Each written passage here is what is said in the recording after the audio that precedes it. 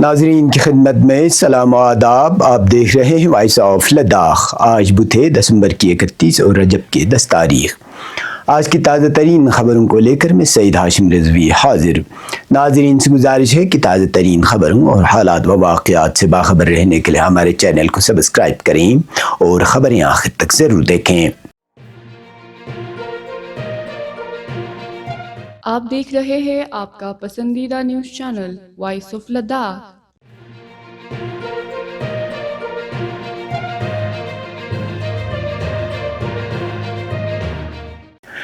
ولادت بسعادت حضرت امام محمد تقی الجواد علیہ السلام اور حضرت علی اصغر ابن امام حسین علیہ السلام کی مناسبت سے آج ضلع بھر میں مذہبی عقیدت، جوش و خروش اور تذکر و احتشام کے ساتھ جشن محفل کا اہتمام کیا گیا.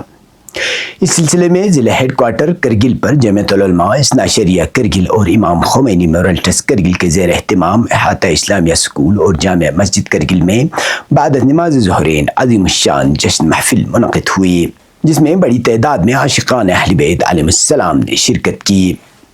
محفل سے خطاب کرتے ہوئے مقررین نے نویں امام حضرت امام محمد تقی الجواد علیہ السلام کی علمی، اخلاقی اور دینی خدمات پر تفصیلی روشنی ڈالی، جبکہ حضرت علی اصغر علیہ السلام کی عظیم قربانی، صبر و استقامت اور پیغام حق کو اجاگر کیا. مقررین نے کہا کہ اہل بیت علیہ السلام کی سیرت امت مسلمہ کے لیے مشعل راہ ہے اور ان کے اسوہ پر عمل ہی معاشرتی اصلاح اور روحانی بالادگی کا ذریعہ ہے. اس موقع پر نعت منقبت خوانوں نے مدح اہل بیت علیہ السلام پیش کی، جس پر حاضرین نے داد و تحسین پیش کی. محفل کا اختتام خصوصی دعاؤں کے ساتھ ہوا، جس میں امن، اتحاد اور خوشحالی کے لیے دعا کی گئی.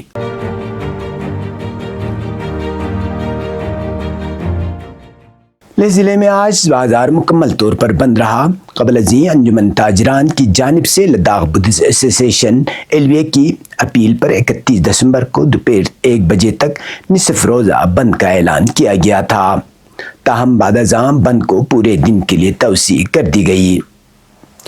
ذرائع کے مطابق لداخ بدھسٹ ایسوسی ایشن کی شام اور نبرا شاخوں کی جانب سے کمسن بچی کے اغوا کے معاملے پر اظہار یکجہتی کی مزید اپیلوں کے بعد تاجران نے مکمل دن شٹ ڈاؤن رکھنے کا فیصلہ کیا.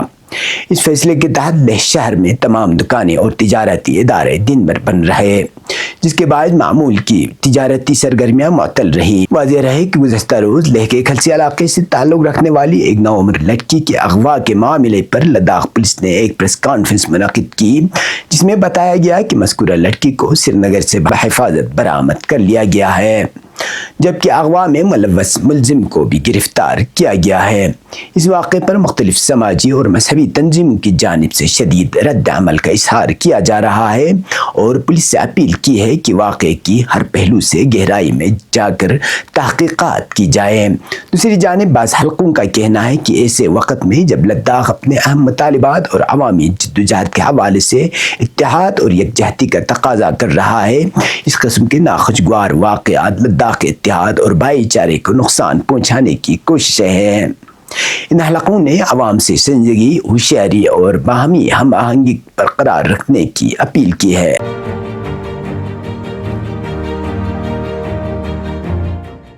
Ladakh academy of art, culture and language Kargil کی جانب سے لوسر دزدنگ کے عنوان سے منعقدہ 2 روزہ کثیر لسانی مشاعرہ و افسانہ نگاری پروگرام نہایت شاندار اور کامیاب انداز میں اختتام پذیر ہوا. اس ادبی پروگرام میں ضلع کرگل سے تعلق رکھنے والے شعراء، افسانہ نگاروں اور ادب دوست افراد کی بڑی تعداد نے شرکت کی.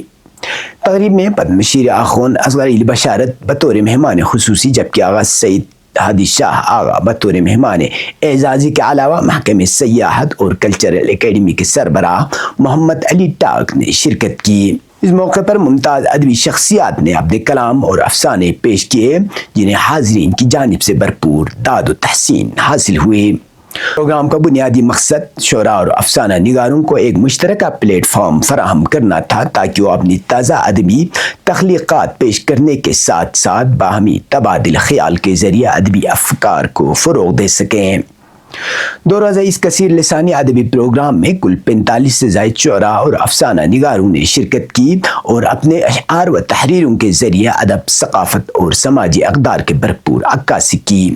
تقریب میں Ladakh academy of art, culture and language کے سینئر اسسٹنٹ ذاکر حسین اور ان کے رفقائے کار اور ادب سے گہری دلچسپی رکھنے والے افراد کی بڑی تعداد بھی موجود تھے۔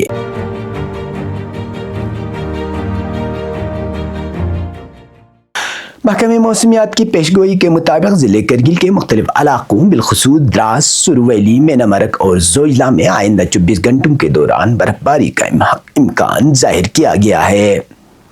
موسمیاتی اطلاعات کے مطابق ان علاقوں میں ہلکی سے درمیانی درجے کی برف باری متوقع ہے، جس کے باعث سردی کی شدت میں مزید اضافہ ہو سکتا ہے۔ محکمہ موسمیات کشمیر کے مطابق کرگل سمیت کشمیر کے بعض علاقوں میں 31 دسمبر کی شام سے 1 جنوری کی صبح یا دوپہر تک موسم ابر آلود رہنے کا امکان ہے، جبکہ اس دوران متعدد مقامات پر ہلکی سے درمیانی درجے کی برف باری ہو سکتی ہے۔ ماہرین کے مطابق اس موسمی نظام کا زیادہ تر اثر 31 دسمبر کی شام سے 1 جنوری کی صبح یا دوپہر تک برقرار رہ سکتا ہے۔ محکمہ موسمیات نے مزید بتایا کہ اس دوران شمالی کشمیر اور وسطی کشمیر کے کچھ پہاڑی علاقوں میں درمیانی سے بھاری برف باری کا بھی امکان ظاہر کیا ہے، جس کے نتیجے میں آمد رفت بالخصوص پہاڑی راستوں اور دروں پر مشکلات پیش آ سکتی ہے۔ زوجلا پاس اور اس سے متصل علاقوں میں برف باری کے باعث ٹریفک کی روانی متاثر ہونے کا خدشہ ظاہر کیا جا رہا ہے۔ محکمہ موسمیات کے مطابق 2 جنوری کو بھی موسم جزوی سے مکمل طور پر ابر آلود رہنے کا امکان ہے، جبکہ بعض مقامات پر ہلکی برف باری ہو سکتی ہے۔ انتظامیہ اور متعلقہ محکموں کو ممکنہ صورتحال کے پیش نظر الرٹ رہنے کی ہدایت دی گئی ہے۔ محکمہ موسمیات نے عوام، مسافروں اور سیاحوں کو مشورہ دیا ہے کہ وہ موسمی صورتحال کو مد نظر رکھتے ہوئے غیر ضروری سفر سے گریز کریں اور بالخصوص پہاڑی و برفانی علاقوں میں احتیاطی تدابیر اختیار کریں تاکہ کسی بھی ممکنہ پریشانی سے بچا جا سکے۔ اب پیش قومی اور بین الاقوامی خبریں۔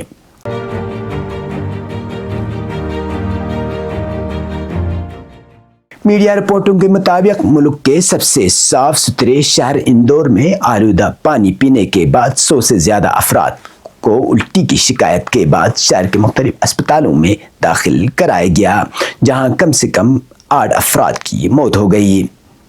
مدھیہ پردیش کی ریاستی حکومت نے اس سلسلے میں 3 اہلکاروں کے خلاف تادیبی کارروائی کی ہے اور واقعے کی تفصیلی تحقیقات کا حکم دیا ہے۔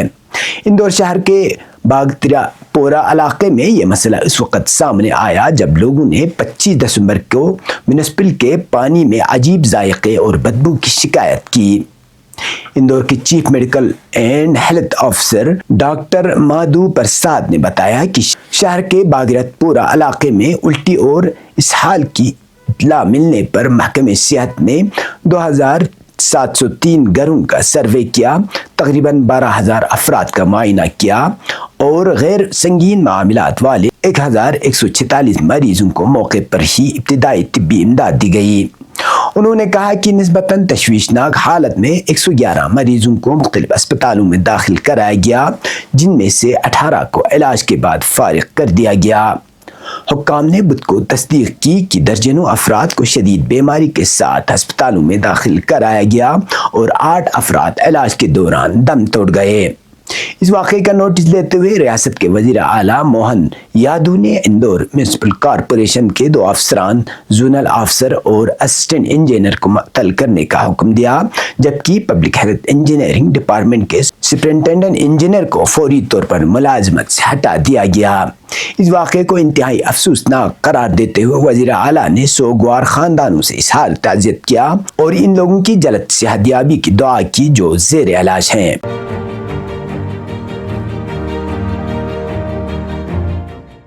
متحدہ عرب امارات کی وزارت دفاع نے یمن میں موجود اپنی باقی ماندہ انسداد دہشت گردی ٹیموں کی مشن کو باضابطہ طور پر ختم کرنے کا اعلان کیا ہے۔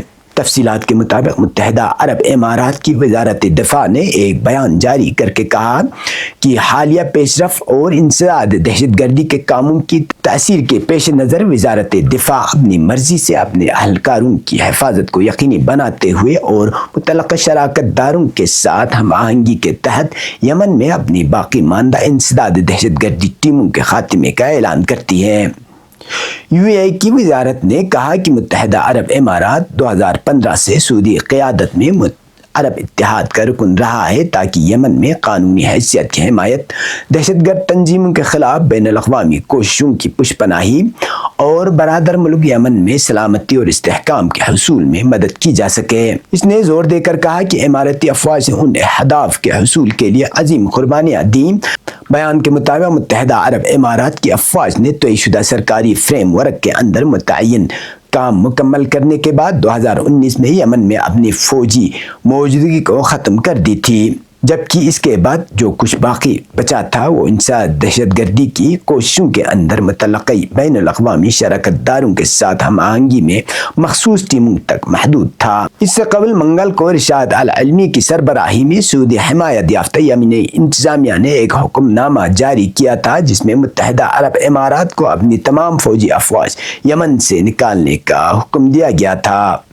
یہ تھے اب تک کی خبریں، اس کے ساتھ مجھے اور میرے ساتھیوں کو دیجیے اجازت۔ اللہ حافظ۔